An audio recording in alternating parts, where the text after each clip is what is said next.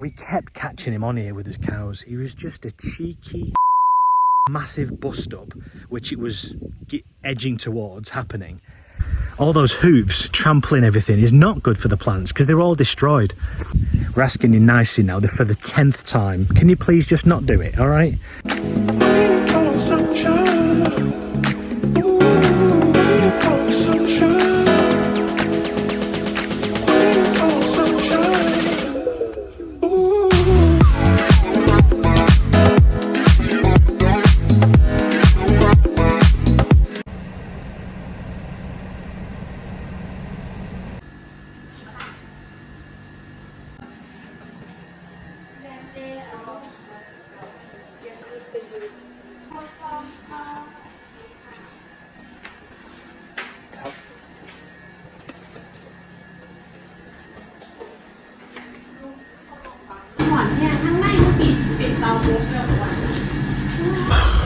Heat today, it is unbelievable.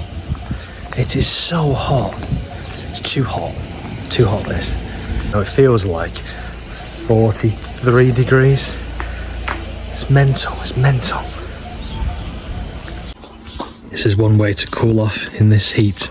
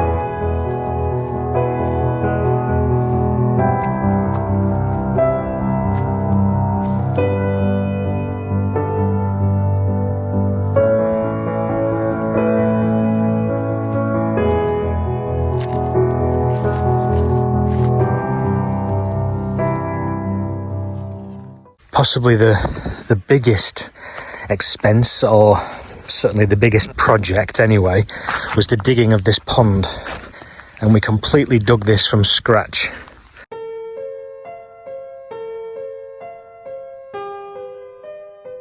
And the reason we dug this pond was so as we could raise the land to build this driveway here, and also the plot for the house to sit on.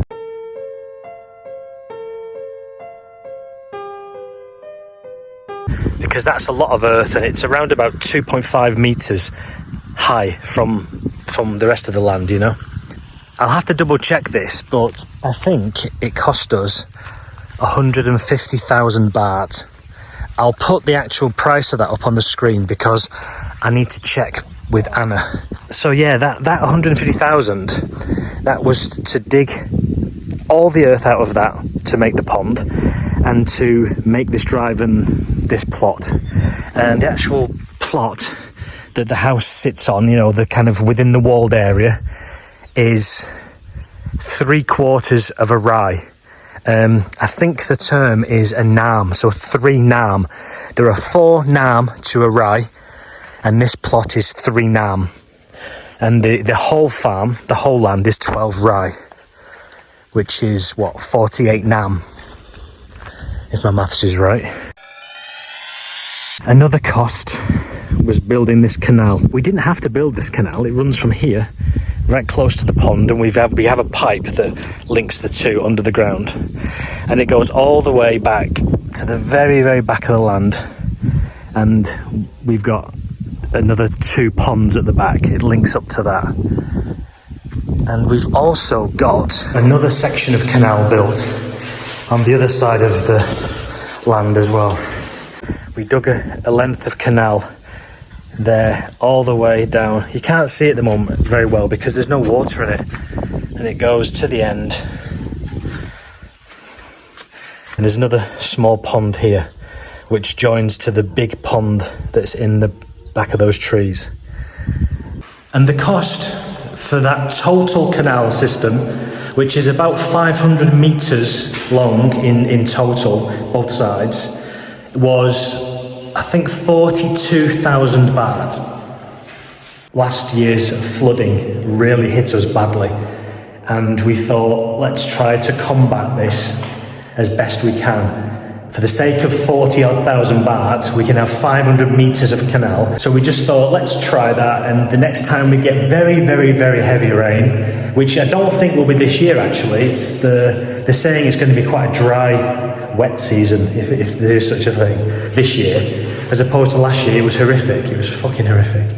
So, yeah, we just figured maybe, you know, it's kind of flood defences. But also, at the very least, it means that the land that we have then, if it's better irrigated, we can grow better crops on there.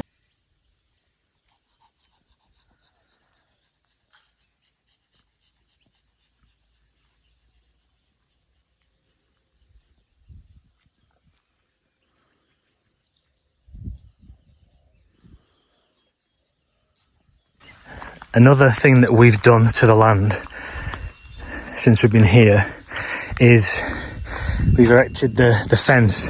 We start from the corner of the land there all the way across. We'll eventually have some sort of a gate on the front there, and it runs all the way around. It goes right the way around the side of the land.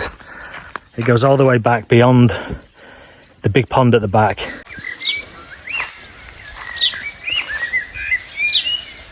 And it joins up to, it's just over in the corner there. The reason we did it in the first place, we weren't originally going to, but we had a problem with a neighbour from a couple of farms away. He has got a herd of cows, and even though he's got a fuckload of land, I'm talking like 100 rai of land dotted around the area, it's all assigned to either rice or sugarcane. He doesn't want to let his herd of about 12 or 13 cows graze on any of his own land. So he travels around the area and he puts his his cows on every other fucker's land and lets them graze on everybody else's land, and all of the mess that comes with that. Honestly, he's a cheeky bastard. He's got so much land, he's just so tight with it. Everybody else who's got cows in the area, they've got a section of their own land that's specifically for grazing, and he's too mean to do it. Anyway, we kept telling him to stop bringing his cows across our land to graze on our land, because we'd planted things like sweet corn, bananas, coconut, you know, mangoes, and the cows were just traipsing through them and wrecking them and leaving shit everywhere. I mean, look, the shit everywhere wasn't the end of the world. It's good for the plants, but all those hooves trampling everything is not good for the plants because they're all destroyed. So we said to him on numerous occasions, very politely, very respectfully, we were like, look, can you please not bring your cows on our land? We're asking you nicely now, for the 10th time. Can you please just not do it, all right? Eventually, we kept catching him on here with his cows. He was just a cheeky twat. So we thought, rather than have a massive bust up, which it was edging towards happening, we just paid to get the fence put up. So now there's no way they can get across, you know, and it did sort the problem out. Let me quickly take this opportunity to thank everybody who subscribed to the channel. It really makes it worthwhile for me, but also for yourself, because it costs nothing, does it? Just hit that subscribe button I think I've got it up there somewhere. Just press that button, do me a massive favour. It's good for my morale as well, you know. I make these videos, and if a few more people subscribe every time I make a video, then it makes me think, oh yeah, you know what, that was worth it. So thank you.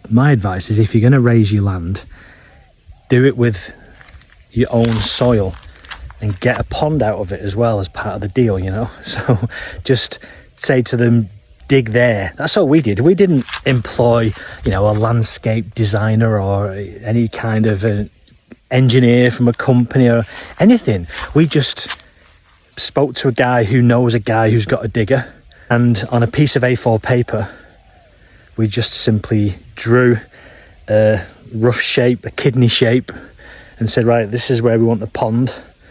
Another sort of rough square shape in the middle of the paper. This is where we want the house, and this is where we want the drive. Just crack on. You know, it was done with crayons, literally done with crayons. So, you know, you can overthink these things.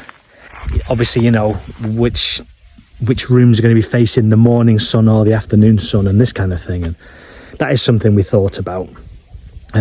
We've deliberately put the side of the house with the master bedroom facing the east, so it gets the sun in the morning, and then by lunchtime it's away from that side of the building. It does mean that, you know, the kitchen and the guest bedroom get all of that afternoon heat, but one side of your house has to get the afternoon heat. There's no avoiding that. You can't get away from that, can you? So if somebody comes to stay in the guest house, they're going to be fucking hot. But there'll be aircon in there. That's the guest bedroom there, and that's the kitchen below it.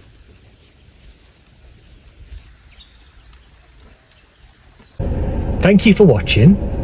Please give me a thumbs up or subscribe. You know, like I said, it's completely free. You're doing me a massive favour to grow the channel. It encourages me to make more videos, and it becomes less of a chore when I know that there are more people subscribing to it, you know. Thank you very much, and I'll see you on the next one.